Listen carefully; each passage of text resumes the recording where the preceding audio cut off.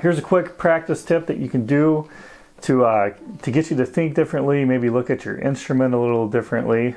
This would actually works on all stringed instruments, but if you're like stuck in your pattern, or you've really been hammering out that open position a lot, which you're going to have to. You're always going to use those licks that you already know and maybe have grown tired of, but they are good licks and they're there for a reason. This exercise is in your practice sessions. What you can do is make yourself not play the stuff you already know.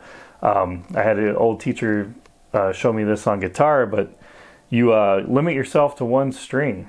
With this lesson, I got backing tracks of just the G kind of pedal tone that you can try different scales with, which I show you. I go through like major and minor pentatonic, major and minor scales, and then I threw in a Mixolydian scale as well, and just kind of learning those on single strings so you can utilize this exercise.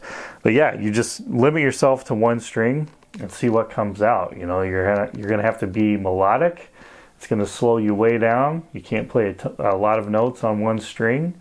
And it's going to make you think more about intervals and, again, really just melody. You're going to play more of what is, you're going to be way more connected to what you're hearing in your head as opposed to memorizing patterns, right? So again, like, you're probably used to the open position stuff, but I have a backing track that'll be a little easier, but you can use like your open G string as a reference if you want, and say you're doing like, you want to do a minor thing, and you pick one scale and one string and you stick with it for the practice session.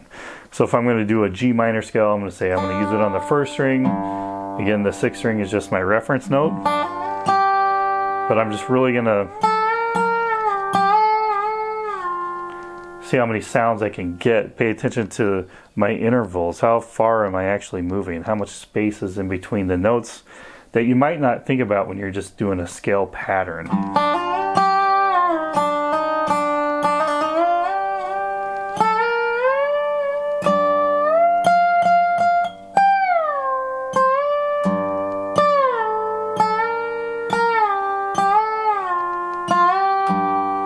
So example like that, you'll be able to do it with the backing track. You could also pick out a simple melody. You could try Happy Birthday or anything like that and just play it on one string, and it's going to get you to think a little differently and get out of those old patterns. If you'd like complete access to this lesson, go ahead and click in the link in the video description below to learn how to access that. You can also subscribe to my email list via another link in the description below. And get notified when new lessons are available. Thanks. All right, now let's look at the minor scale and the minor side of things here. So back to that third string, we'll learn the minor pentatonic scale just on the third string. And that's going to be still going to start on G. And then we're going to go to the third fret of that, and that is our flat third of the scale. That is what makes a scale minor.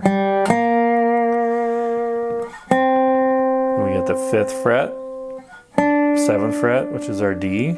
So we got 1, flat 3, 4, 5. Those are all scale degrees I'm talking about. It's all right if that doesn't make sense. You can still memorize the scale. Then we go up to the 10th fret, which is our flat 7, an F note. Then we're at our root again, and the scale starts over.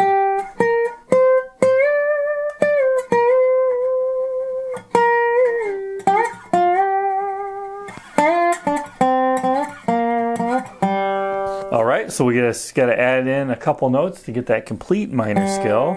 That first note we're going to add in, we're starting on the G note again, we're going to add in that second fret, which is the A. That's the second note of the scale. Then we go up to our flat third, the B flat at the third fret. The 4, which is a C note at the 5th fret. The 5th, which is a D note at the 7th.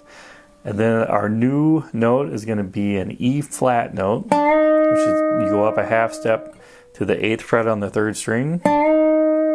That's our flat 6. Then we have our flat 7th again at the 10th fret, and then our G note again.